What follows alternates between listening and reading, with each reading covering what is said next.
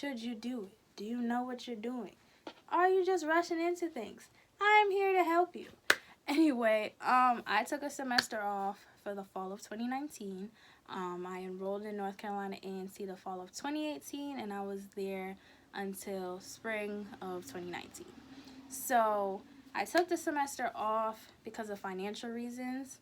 I am an out-of-state student at A&T, and if anybody is an out-of-state student, this doesn't have to apply to HBCUs. If you go to a PWI or whatever the case may be, being an out-of-state student is expensive, especially if you live on campus. So that was one of the reasons why I did take a semester off, due to financial reasons. I've been home since May. It is now October. Surprisingly, the time is flying by fast, which I am forever thankful, because I really miss school and I miss my friends and I miss being on the campus and being with, the campus vibe and, being active and continuing my studies. Main reason that taking a semester off is a very huge deal. You have to keep in consideration, are you taking out loans? Me personally, I am taking out loans, subsidized and unsubsidized loans, and you have to pay those back. So after I declined my offer, I think around the summer, because that's when I already knew, like May, June-ish is when I declined my school's offer for their award letter saying hey, I'm not showing up, but I am returning in the spring.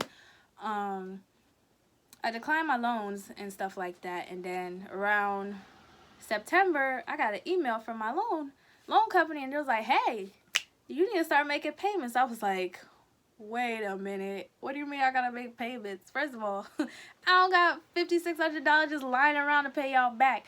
So I had to call up my loan company and explain to them my situation. I was like, hey, I'm taking a semester off, but I am returning in the spring. What is the actions that I need to take and stuff like that? And the lady on the phone was like, okay, that's fine. She was like, the loan company just sent me that notification saying, hey, you have a grace period of 6 months to pay them back. But since I am continuing my studies, I have to make sure that once I get back on campus, I go to my registrar or financial aid office and get out a form that I have to fill out saying, hey, I am continuing my studies. I am signed up for classes. I am a full-time student. And then my loans will go back to recollaborating back on the scheduled plan of me not paying them money, but I am still taking out loans, if that makes sense. Please don't quote me. I'm trying to summarize everything the lady told me on the phone. So that's one side of making sure if you are going to take the semester off, that you keep that in consideration, because you don't want to take the semester off and be like, hey, I'm chilling, I ain't got to worry about no debts or nothing, but your debts are accumulating over the times that you're off from school. So just keep that in mind. Also, readmissions process. Every school's readmissions process is different. I know for A&T, for me, since I was in good academic standing or whatever it is, I don't have to worry about being on academic probation and stuff like that, because I had good grades while I was in school. So all I had to do was fill out my name, classification, I'm a sophomore, my major, I have to write down the classes that I took in high school, just mundane stuff, the basic stuff of applying to school basically. And then after that, I had to set up an action plan with my advisor. So I don't know how every other school's readmissions process works, but I know for my school, before you could readmit into the university, you have to set up an action plan with your advisor, basically saying, okay, what are you going to do once you come back on campus? Are you sticking with your major? What is it that you and your advisor needs to do to make sure that your transition is seamlessly, you continue it with no problems, no hiccups, that all your forms and all your documents are in. So once you come back on campus, it's gun-ho, ready to get back to work and ready to get these grades. So it's another thing to consider when, taking a semester off. Also, financial aid. Make sure you're keeping up with FAFSA. For me personally, I am, like I said, I am forever grateful that my high school offers so much support, because if you are filling out the FAFSA, or you have filed out the FAFSA, it is extremely, extremely, extremely, extremely, extremely stressful looking at line 16A and making sure that what's on line 16A, make sure it gets into the box on the FAFSA, and you know that everything is accurate, because one little mistake and then you have to go and fix it. It just makes the process of your FAFSA very, very slow. So make sure that you're on top of your FAFSA every year. I know the FAFSA just opened up a couple of days ago because it is October. So just make sure that you renew your FAFSA every year so you can get that award money, stuff like that. So yeah, that's what it's like, the whole taking a semester off. Now I'm going to get into how taking a semester off affected me, you know, emotionally, physically, mentally, and all that stuff. So yes, so taking a semester off, it sucked. It absolutely sucked. Knowing that I wasn't coming back in the fall kind of hurt. It's like, dang, you know, all your friends is gonna be like coming back in the fall, and then you're gonna be here home just chilling, kicking it, while everyone is like, you know, doing their thing on campus. Like, keeping in touch with my friends kind of helped me, you know, just makes it seem like I'm there, but I'm really not there. You know, keeping up with, like, what's happening on campus and stuff like that. But it did get to the point where it was like, you know, like, I text somebody, be like, hey, what you doing? They'd be like, oh, I'm going to class. I'm like, oh, okay, cool. And they'd be like, how about you? I'm like, nothing, just chilling. So it got kind of boring. So I haven't been, like, texting my friends as much as I have, just because it's like, you doing you and I'm doing me, and it's the same thing that's going to happen for the next couple of days, so it's like no point of texting. But it also affected me mentally, because then I was like, dang, I'm behind my peers now, so now I gotta catch up.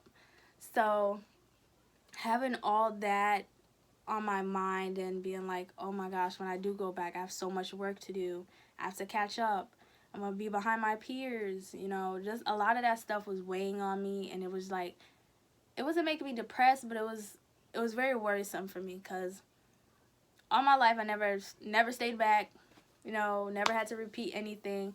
So just the fact that I'm in college now, and college is way different than high school, and the fact that I was like not continuing onto the, you know, college path that I was going, was like, yeah, boom, freshman year done, okay, sophomore year next, boom, that's done. Nope, I'm gonna be a little behind in my peers. So that kind of, you know, made me feel some type of way, like, dang, I'm not even gonna be on the same level with my peers. But other than that, I took it as like an opportunity for me to reflect on me personally and my well-being, and what I wanted to do with my major.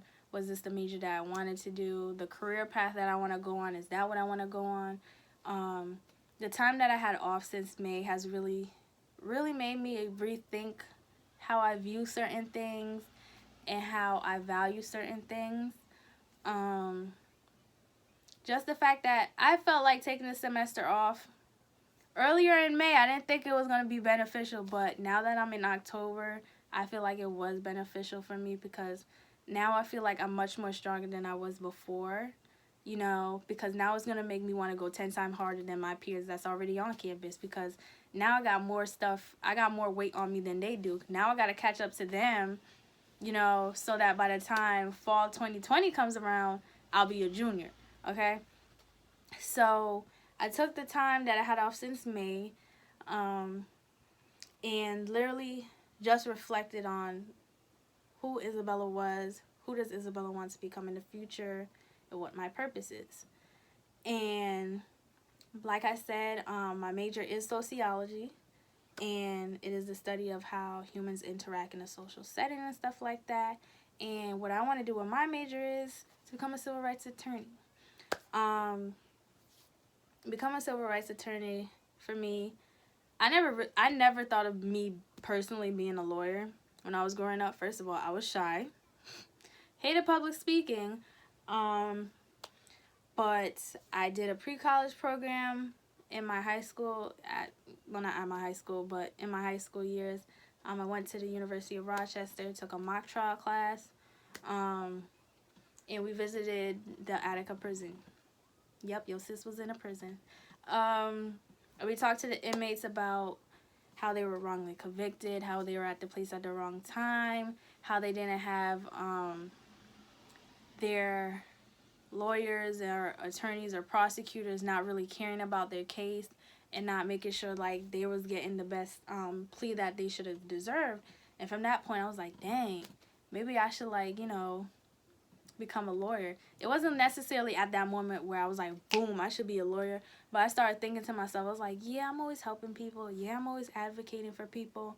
I always knew the injustice that African American or / people of color had. And I was like, you know what, let me see where this will go. So I was like, what do I need to do? Who do I need to talk to figure out, okay, if me being in law is the right thing for me. So I got in contact with the commissioner of Rochester, and he was telling me like how our society need more lawyers, attorneys, and stuff like that who actually care about upholding, you know, the laws basically.